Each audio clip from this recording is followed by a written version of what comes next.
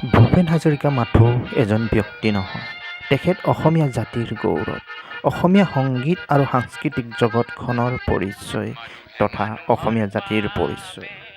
বৰ্তমান হাজৰিকাদেৱৰ জন্ম আৰু মৃত্যু তিথিত তেখেতলৈ শ্ৰদ্ধাঞ্জলি জনাই বিভিন্ন কাৰ্যসূচী যেনে ভূপেন্দ্ৰ সংগীতৰ প্ৰতিযোগিতা, কৰ্মশালা, বক্তৃতা অনুষ্ঠান, ডক্টৰ ভূপেন হাজৰিকাদেৱৰ বিষয়ে ৰচনা প্ৰতিযোগিতা আদি বিভিন্ন ঠাইত অনুষ্ঠিত কৰা হয়।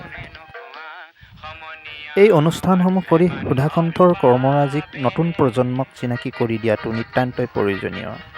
এতিয়া আহোঁ ডক্টৰ ভূপেন হাজৰিকাদেৱৰ বিষয়ে কিছু প্ৰশ্ন উত্তৰৰ। ভূপেন হাজৰিকাৰ জন্ম ক'ত আৰু কেতিয়া হৈছিল? উত্তৰ: ৮ ছেপ্টেম্বৰ 1926 চনত শদিয়াত ভূপেন হাজৰিকাৰ জন্ম হৈছিল।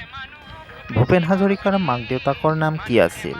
উত্তৰ: ভূপেন হাজৰিকাৰ মাতৃৰ নাম শান্তিপ্ৰিয়া হাজৰিকা আৰু পিতৃৰ নাম নীলকান্ত হাজৰিকা। ভূপেন হাজৰিকাৰ মৃত্যু ক'ত আৰু কেতিয়া হৈছিল? উত্তৰ: ৮৫ বছৰ বয়সত 2011 চনৰ ৫ নৱেম্বৰত মুম্বাইত মৃত্যু হৈছিল।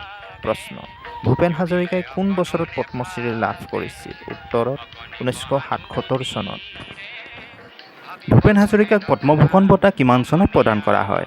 ডক্টৰ ভূপেন হাজৰিকাক 2001 চনত পদ্মভূষণ বঁটা প্ৰদান কৰা হয়।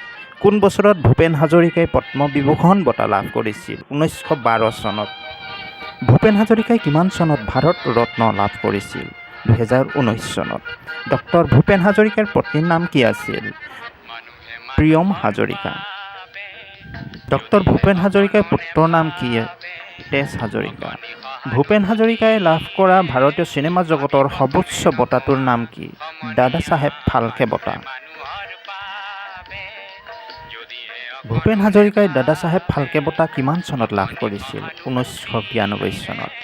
ভূপেন হাজৰিকাই পৰিচালনা কৰা প্ৰথম চিনেমা কি আছিল? এৰা বাটৰ সুৰ। ডক্টৰ ভূপেন হাজৰিকাৰ আত্মজীৱনীখনৰ নাম কি আছিল? ভূপেন হাজৰিকাৰ আত্মজীৱনীখনৰ নাম আছিল মোৰ জীৱন সোঁৱৰণ। ভূপেন হাজৰিকাই ৰচনা কৰা গীতসমূহক কি নামেৰে জনা যায়? ডক্টৰ ভূপেন হাজৰিকাই ৰচনা কৰা গীতসমূহক ভূপেন্দ্ৰ সংগীত বুলি জনা যায়।